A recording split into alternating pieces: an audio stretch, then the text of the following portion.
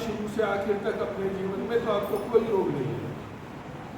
अब क्या होता है, हम खाना खाते हैं, खाना खाने से क्या बनते हैं, उस भोजन के रस बनते हैं, और वो रस रक्त के साथ मिलकर के शरीर में घूमते हैं, फिर आगे मांस, मज्जा, हड्डी इत्यादि ये सारी चीजें बनती हैं। अब क्या होता है, आप घर में खाना बनाते हैं, चूल्हे पे भी रोटी बनाते हैं, आजकल तो गैस पे बनाते हैं, चूल्हे पे रोटी बनाते हैं, बाहर चूल्हा रखते हैं, हवा चल रही हो, हवा चल रही हो तो क्या होता है, हवा लगेगी, तवे के नीचे आंच नहीं लगती, तवे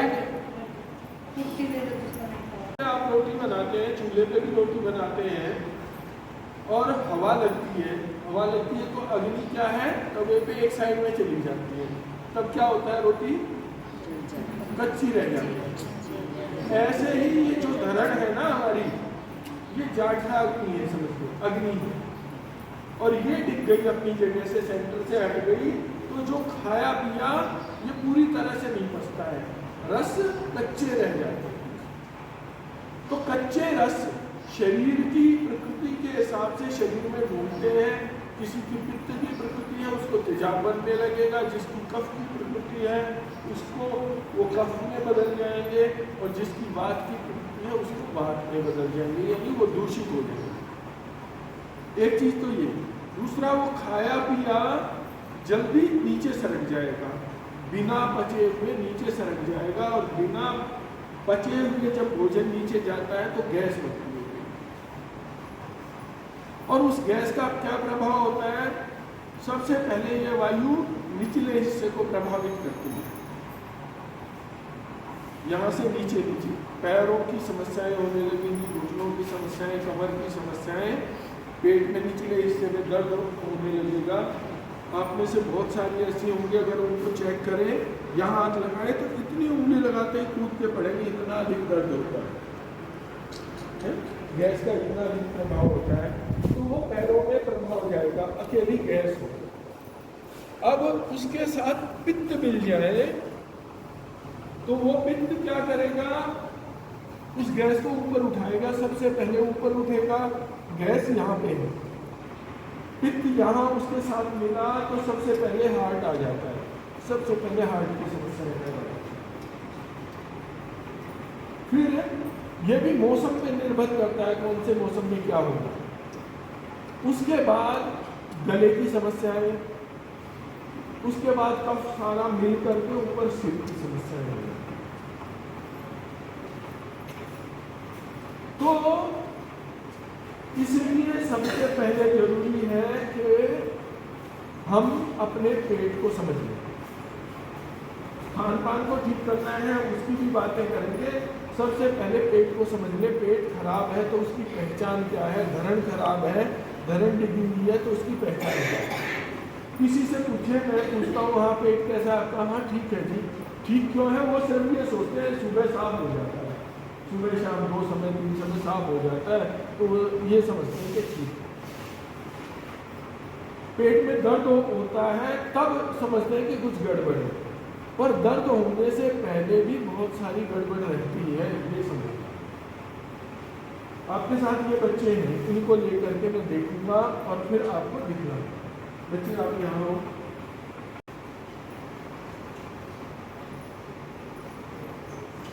ये मिल गया। सबसे पहले आपने से पहले जो जो सिखाते हैं अपनी अपनी जगह, आसन आदि सिखाते हैं, वो आ जाएगा।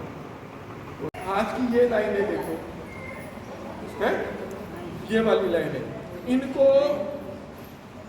ऐसे मिला दिया, ये देखो मिल गई, मेरे हाथ देख लो, अब ये आगे तक, अब मेरी उंगली की ये हर एक लाइन को देखो, आमने सामने आ रही है, ये देखो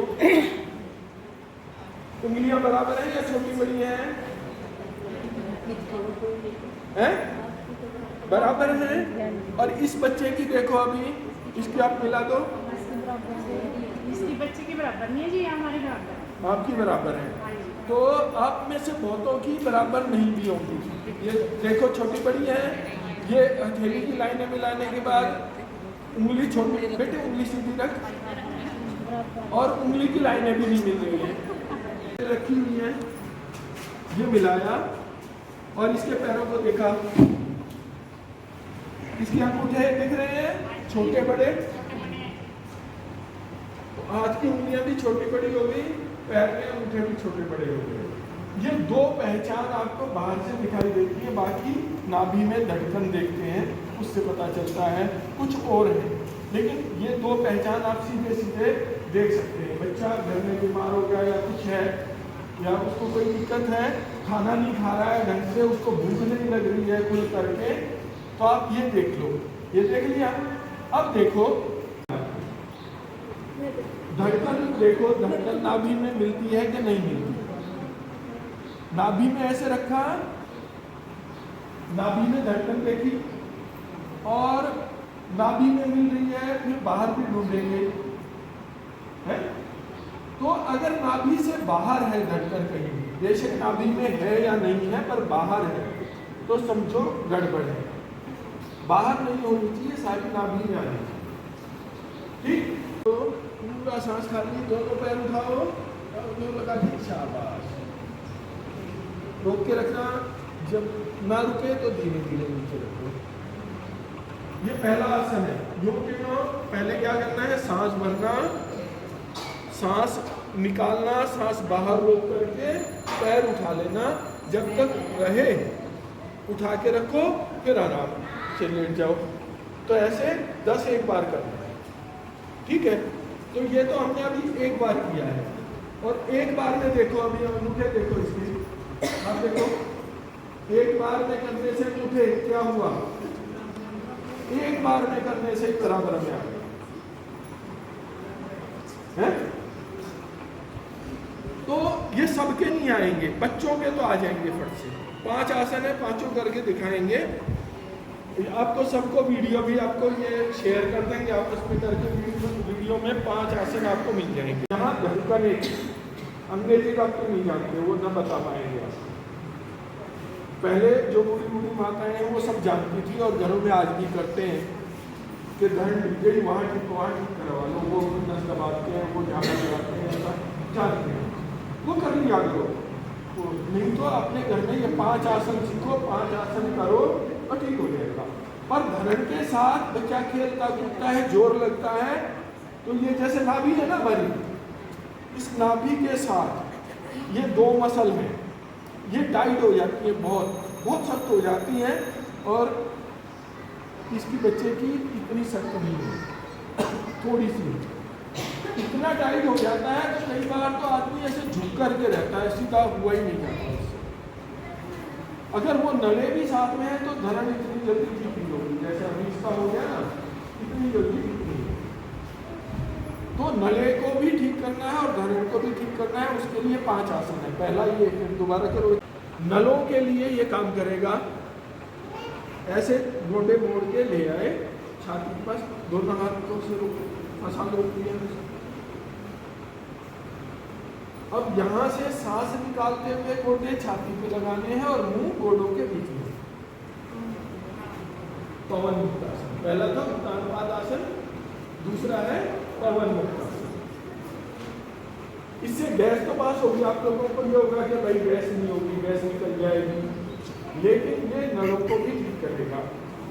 पेट की बहुत सारी समस्याएं होती है, दर्द होता है, उनको भी दूर करेगा। तो जब ना रुका जाए तो धीरे धीरे छोड़ना ये पोजीशन में आए। अब दोबारा करना है तो फिर पकड़ो, पास में ले जाके पकड़ो, सांस निकालते हुए ये, और जब ना रुका जाए तो धीरे धीरे छोड़ दो, हाथ छोड़ दो और ये, ठीक है। अब उल्टे घुटनों को अपने पैरों के बीच में लिया ताकि खुले ना, और उंगलियों की तरफ उंगलियां ऐसे रखा और ये दबा दिया इसे, बिना दया किए हुए। छोटे बच्चे पे तो दया करनी ही नहीं है। 10 मन में 10 से 15 तक की गिनती गिनो और फिर वापस, ठीक है। अब ये चौथा आसन है, ये भी उसके लिए है जो आपके नले हो जाते हैं, उसके लिए बहुत बढ़िया। दोनों मुट्ठी बंद करो, ये सुंडी है, सुंडी के एक इधर एक इधर ऐसे लगाया, सांस निकालते हुए नीचे, मंडूकासन।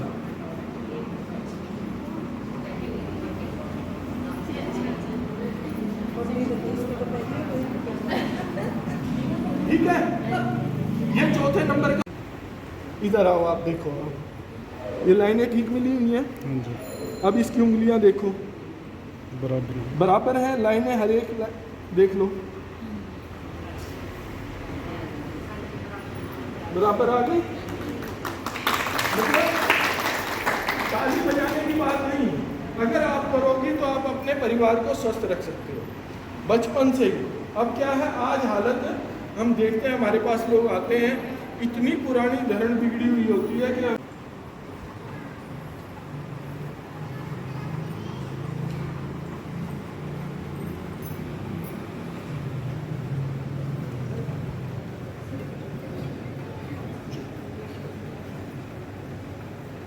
ढीला छोड़ के रखना।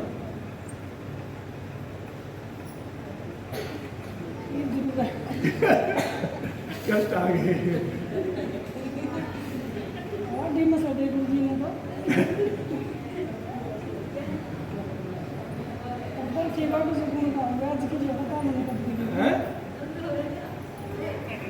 समझाऊंगा ज्यादा।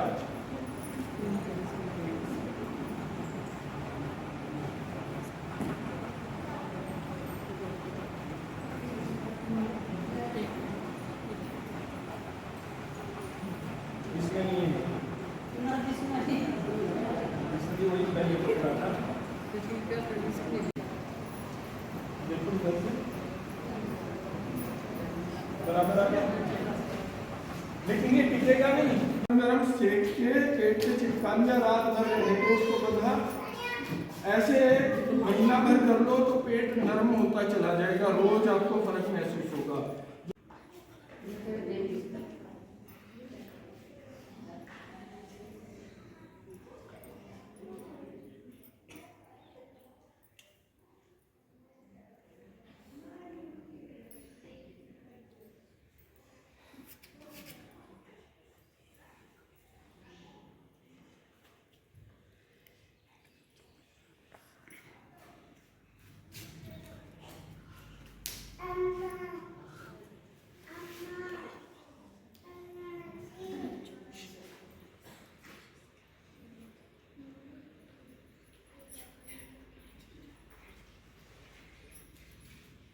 पेट पे आने लगते थे, हाथ नहीं लगाना, करवट रख दो, उठ जाओ। ये उठने का, ये तो समझो शारीरिक व्यायाम हो गया पेट को ठीक करने के लिए। अब भोजन की बात आती है, क्योंकि 3 चीजें बताई, भोजन, व्यायाम और तीसरा मेडिटेशन। तो भोजन की बात कर लेते हैं। भोजन कितने समय खाते हैं आप लोग?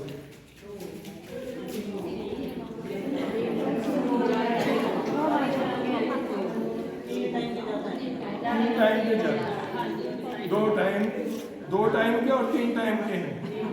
कुछ ऐसे होंगे जो बार बार खाते रहते हैं, कोई नमकीन पड़ी है घर में,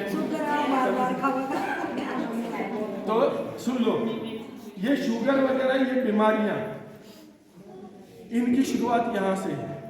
अगर आपने पेट को ठीक रख लिया तो कोई शुगर नहीं होगा। शुगर को समझ लो क्या होता है, चाहे आपके मानसिक तनाव के कारण, चाहे वैसी किसी गड़बड़ के कारण, झटका लग गया, गैस हो गई और खान पान की गड़बड़ हुई, पेट गड़बड़ हो गया, पेट गड़बड़ हो गया तो वो रस कच्चे रह गए, ये बताया था मैंने।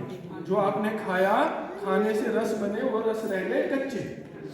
अब वो कच्चे रस या तो शरीर में रुक जाएंगे, रुकेंगे तो आदमी दिन दोगुनी और रात चौगुनी प्रगति करेगा, है?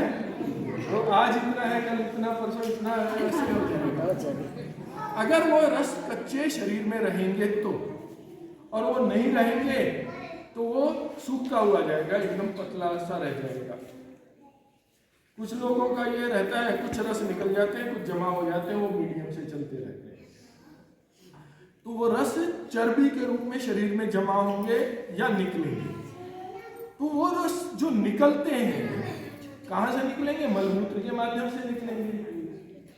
खाने में सबसे पहले ग्लूकोज बनता है, जो उसको शरीर लेता है, उसका पूरा परिवर्तन नहीं हो पाया कच्चे रहने के कारण से, तो वो निकलता है मूत्र के माध्यम से, वही शुगर है, वही डायबिटीज है। जब आप उसको पचाने लग जाएंगे तो डायबिटीज कहाँ से रहेगी? रहेगी क्या? फिर नहीं रहेगी। इसलिए आप पेट को ठीक कर लो, कोई डायबिटीज का चक्कर नहीं। अब आपकी ठीक होगी क्योंकि आप मेहनत कर रहे हो, हैं, तो ठीक होगी। ऐसा सबकी ठीक हो जाएगी। दूसरा, अब वो कच्चे रस, क्या बताया था, पेट में गैस बनती है, हवा क्या करती है? सुखा देती है सब चीजों को, रूखापन ले आती है।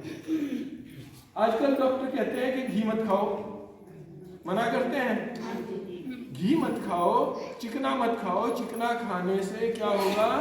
कोलेस्ट्रॉल बढ़ जाएगा।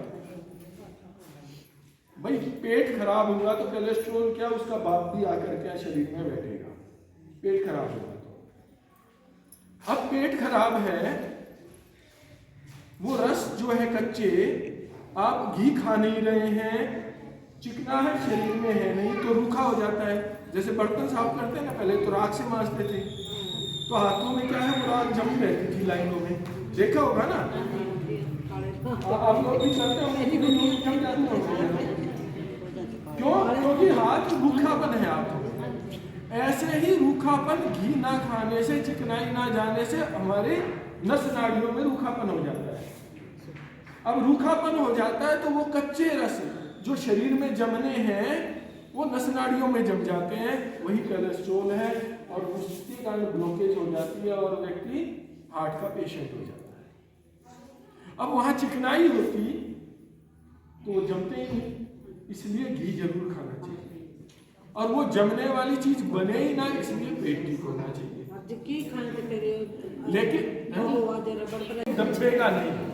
आप सोचते हो कि बजा हमें मेहनत ना करनी पड़े, हमें गोबर में हाथ ना डालने पड़े, आप ये सोचोगे तो फिर तो नकली ही मिलेगा, फिर असली नहीं मिलेगा। काम करने में मन लगना चाहिए। मन कब लगेगा? जब स्वस्थ होंगे। स्वस्थ कहाँ से होंगे? जब पेट ठीक होगा। तो पेट ठीक होगा तो आपके सारा सिस्टम ठीक रहेगा।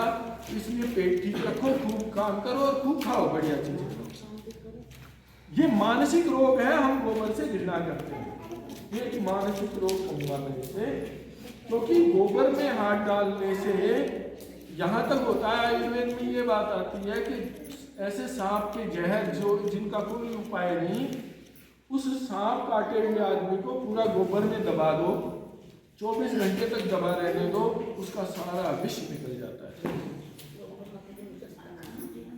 गोबर से लीप करके घर को हम साफ सुथरा रखते हैं, उसकी गुणवत्ता होती है। उसके कारण ये परीक्षण में कि ये जो रेडिएशन होता है, जो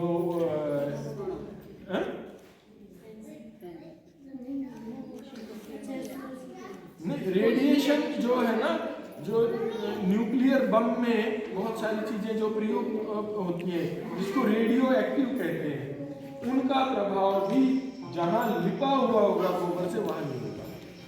भोपाल गैस कांड में बहुत सारे घर ऐसे जो गोबर से लिपे रहते थे, वो भी उनसे बचे हैं गैस से। 84 में हुआ था भोपाल गैस कांड, बहुत खतरनाक, कितने हजारों लोग मारे गए थे। इसलिए गोबर से घृणा मत करो। गोबर हमारे जीवन का मूलभूत चीज है। जीवन का आधार अगर कोई कहे तो वो है इस धरती पे गाय। गाय के कारण खेती, गाय के कारण जो पौष्टिक पदार्थ, गाय के कारण स्वास्थ्य, औषधियां, सब कुछ हमें मिलता है।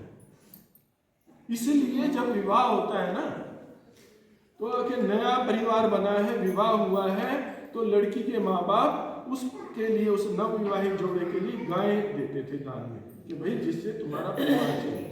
सबसे पहली चीज दी जाती थी गोदान उनको। आप तो भैंसा दे रहे हैं, लोग सोच के तो बढ़िया दे रहे हैं, लेकिन हमारे यहाँ परंपरा थी गाय देने की, उससे जीवन चलता है, तो वो बहुत आवश्यक है हमारे लिए। तो इसलिए गोबर से भिन्न मत करो। अकेला उसका मूत्र, किसी को कोलेस्ट्रॉल जब भी दिख गया है शरीर में, किसी को कैंसर हो गया, पता नहीं कितने ही लोगों के हार्ट की हमने समस्याएं ठीक करी है, अनेक लोग उनके कैंसर को ठीक किया है, और उसमें मुख्य रूप से गोमूत्र, देसी गाय के मूत्र का प्रयोग किया है। चमड़ी में होने वाले रोगों के लिए हमने गोबर का प्रयोग किया है, गोबर से बने हुए साबुन का प्रयोग किया। कोई साबुन की आदत है तो ये कर लो प्रयोग, तो स्किन डिजीज भी ठीक होती है। मतलब हर बीमारी का उपाय कहाँ से मिलता है? गाय से मिलता है। गाय से अन्न भी मिलता है, गाय से रोगों से बचने की क्षमता भी मिलती है, दूध दही घी ये सब कुछ मिलता है। इसलिए घरों में गाय पालो। गाय देखो, धर्म हम धर्म के का नाम दे दिया, पर धर्म आपने एक चीज खा ली। गर्मी का मौसम है, शहरों में रेहड़ी लगी रहती है समोसे की, पकौड़े की, और बहुत जाके खाते हैं। आप लोग भी जाते होंगे, आजकल गांव में पिज्जा बर्गर खूब घूमता है। अभी मैं यहाँ रहा था तो वो एक डब्बा लेके घूम रहा था, वो भी किसी का डिलीवरी करने आया होगा कुछ। तो आजकल होम डिलीवरी है, जो चाहो मिल जाता है। अब गर्मी का मौसम है, गर्मी के मौसम में क्या होता है, ये अग्नि मंद पड़ जाती है, ये अग्नि मंद पड़ जाती है। सर्दियों में ये अग्नि बढ़ जाती है। सर्दियों में पानी आता है कैसा? गरम गरम, जब निकलता है ट्यूबवेल का पानी गरम गरम आता है, और गर्मियों में कैसा आता है? ठंडा ठंडा। तो ऐसे ही शरीर की अग्नि कम हो जाती है गर्मियों में, क्योंकि बाहर की अग्नि बढ़ी हुई है। अब वो अग्नि कम हो गई तो पचाने की क्षमता भी कम होगी, पचाने की क्षमता कम होगी, ऊपर से आप खा रहे हैं समोसे पकौड़े, तो क्या होगा? आग बुझ जाएगी, और आग बुझ जाएगी तो आपके जीवन का क्या होगा? जीवन भी बुझने की तरफ जाएगा। इसलिए हमारे यहाँ मौसम के हिसाब से खान पान की बात होती है। तो खान पान की बात में आप 3 समय और 2 समय की बात आ रही थी। कहीं अभी एक ने कहा कि शुगर वाले तो बार बार, पहली बात तो मैं क्या शुगर होगी ही नहीं, पेट ठीक रखोगे तो। अब बार बार वाली बात भी मैं समझाऊंगा, पहले यहाँ ये समझ लो आप, खाना हमने कितने समय खाना है। एक कथा आती है शास्त्रों में, भगवान ने सबको पैदा कर दिया, उसमें देवों को भी पैदा कर दिया, पितर भी हो गए, मनुष्य भी हो गए, पशु पक्षी गाय भैंस ये भी हो गए, कीड़े मकोड़े भी हो गए जो दिखाई भी नहीं देते हैं, ऐसे भी जीव हो गए। 5 कोटि हो गए, देवता, पितर और मनुष्य, पशु पक्षी और छोटे सूक्ष्म जीव। ठीक है, अब इनको पैदा तो कर दिया, ये आपस में बात करें कि भगवान ने हमें पैदा तो कर लिया, लेकिन हमारा जीवन चलेगा कैसे? कि भाई उन्हीं से पूछ लेते हैं। तो सारे सलाम मिला करके भगवान के सामने आके खड़े हो गए, हाथ जोड़ के। उन्होंने पूछा, हाँ भाई क्यों आए? सबसे आगे देवता सबसे सीनियर थे, तो देवता आगे आ गए। के लिए 8 घंटे कम से कम समय चाहिए, तो 8 घंटे के अंतर पे खाना चाहिए। अब ये शुगर वाले बार बार खाएं, ये क्या है? कंपनी वालों को अपने बिस्कुट बेच रहे हैं। उन्होंने प्रयोग कर लिया डॉक्टरों का कि शुगर वाला नहीं खाएगा, शुगर लेवल कम हो जाएगा, क्योंकि शरीर तो पचा ही नहीं पा रहा है, शुगर तो निकलती रहेगी और वो चक्कर खाते गिरेगा। इस चीज का फायदा उठाया कि बार बार खाओ, उनकी तो बिक्री हो रही है। वो ये क्यों नहीं बताते अपने पेट को ठीक कर लो, क्योंकि ये बताएंगे तो उनका व्यापार बंद हो जाएगा।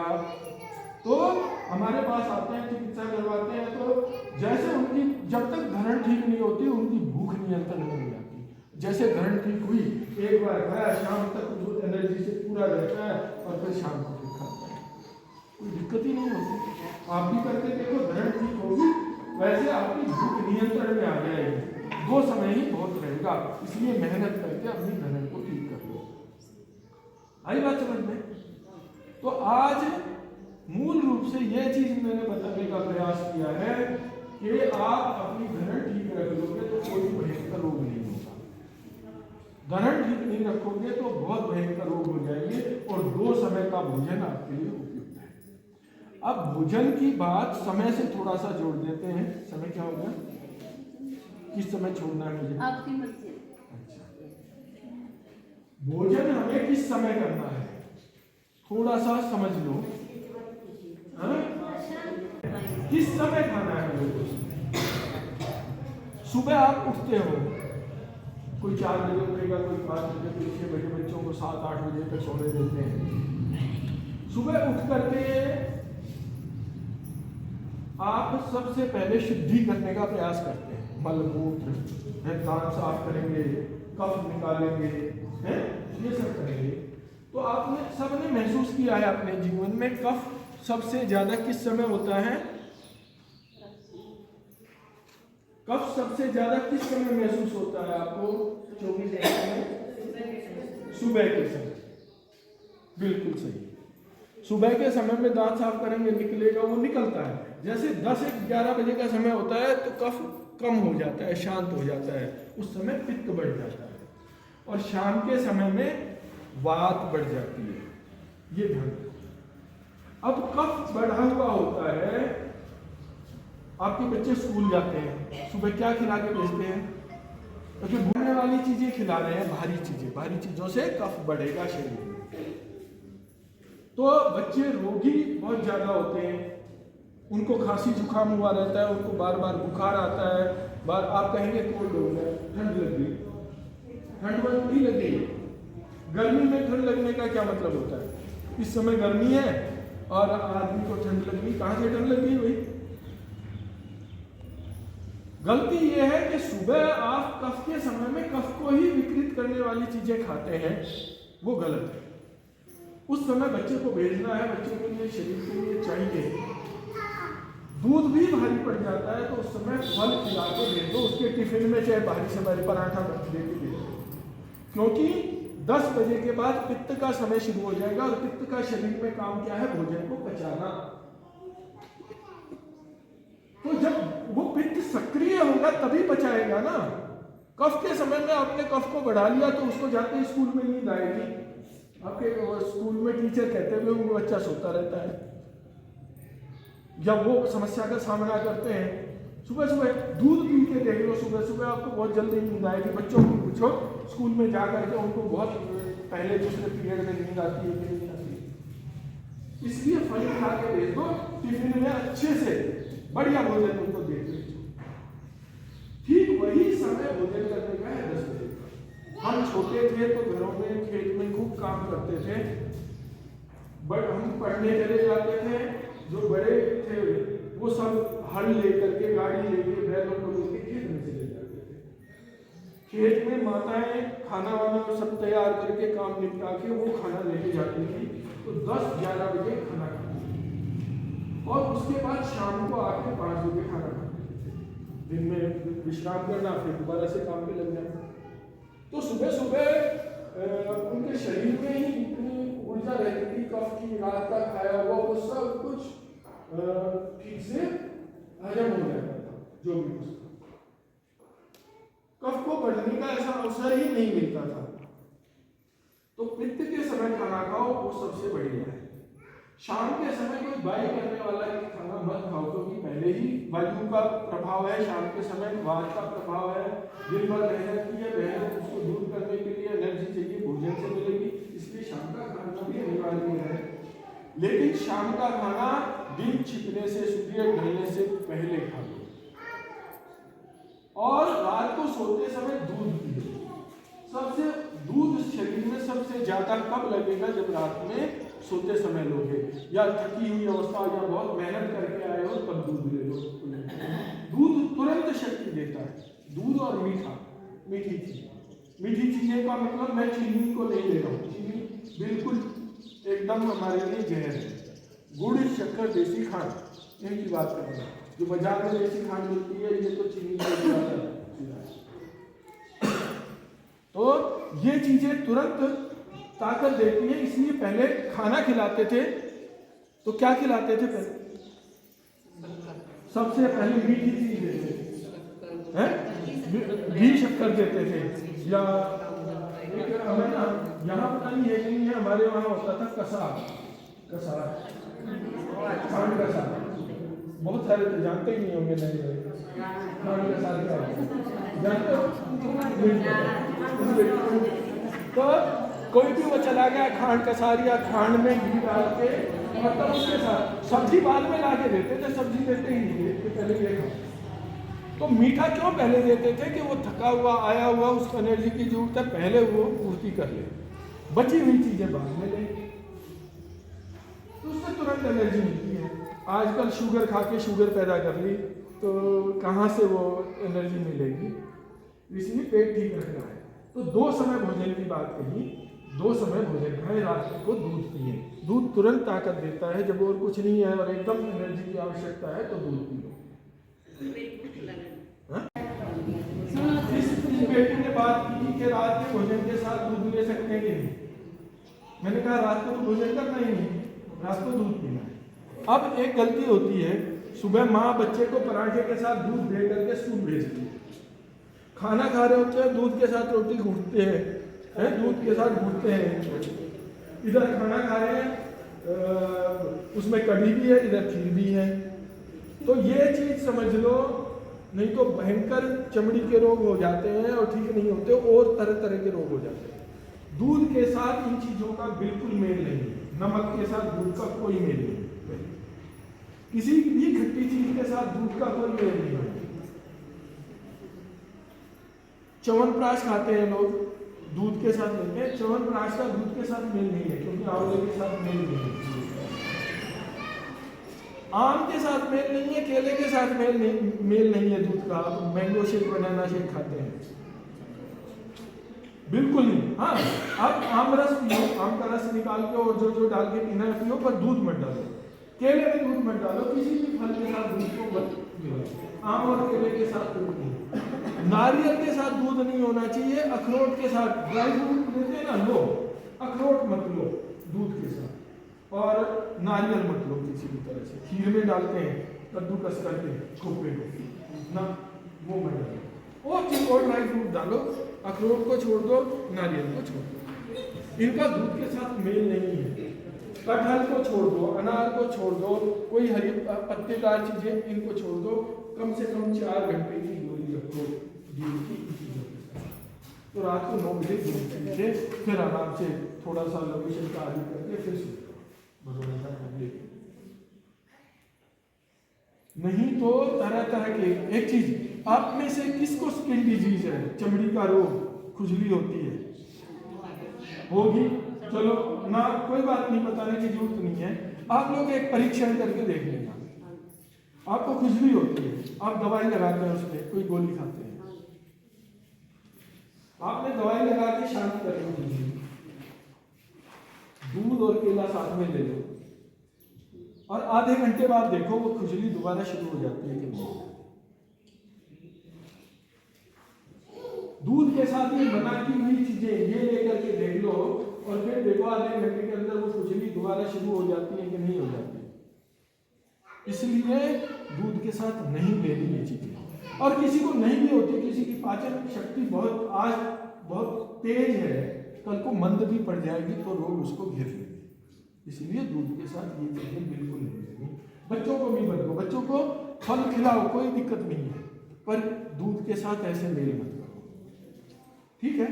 रात को दूध पियो, आपका उत्तर मिल गया आपको, तो खुद भी पियो, बच्चों को भी पिलाओ, बहुत काम की चीज है। तो अब ये मैंने आज के लिए मैं समझता हूँ बहुत ज्यादा बता दिया, ये एक एक चीज, क्योंकि हजम नहीं होती बहुत सारी चीजें। पेट सब रोगों की जड़ है, पेट गड़बड़ हुआ तो पेट को ठीक रखना हमारा पहला काम है। पेट को ठीक रखने के लिए 5 आसन बता दिए, ये यहाँ से ये यहाँ गट्टे के नीचे ये बता दिया मैंने। तो पहले तो कोशिश करो 5 आसनों से, जिसका नहीं होता उसको ये। बच्चों को शुरू से आदत डाल दो आसन करने की, पेट को ठीक रखने की। मुझे आज अपने बचपन के दिन याद आते हैं, हमारा परिवार इकट्ठा था, हमारी चाची, ताई, माँ सब एक जगह थे, 15-16 बच्चे परिवार में, छोटे छोटे सारे, एक जनी खाना बनाती, दूसरी दूसरा काम करती, तीसरी तीसरा काम करती। तो तो वहीं चूल्हे पे बैठ के हम खाना खाते थे। किसी दिन कोई खाना नहीं खा रहा तो वो बनाने वाली दूसरी को कह देती आज उस बच्चे ने खाना नहीं खाया है, तो वो दूसरी ढूंढ के लाती, भाई कहाँ है, खाना क्यों नहीं खा रहा, भूख नहीं लगी, भूख नहीं लगी, सारे दिन तो भूखते रहते, भूख लगने का मतलब नहीं। आजकल के बच्चे तो चाउमीन बर्गर क्या क्या खा रहे, भूख ना लगे। उस समय तो खाई नहीं, दो ही समय खाते थे, दो ही समय खाना बनता था।